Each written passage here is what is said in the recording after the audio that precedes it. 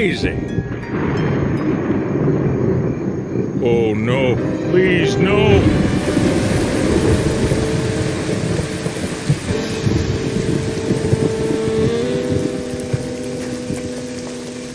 Oh, a whole year till the next meteor shower. It'll take me that long to recover. Hey, look! Now what do you suppose is going on inside the tent at this hour?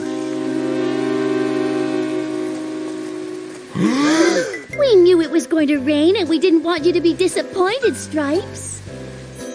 Edna told us how planetariums work, projecting stars on the ceiling. And she helped make the star overlays for the spotlights. And Jack made the meteor effect. Stripes?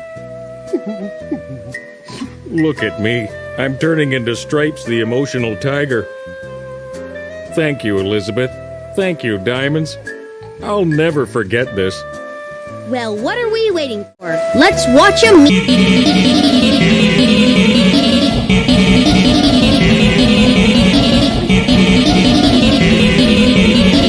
Well, what are we waiting for?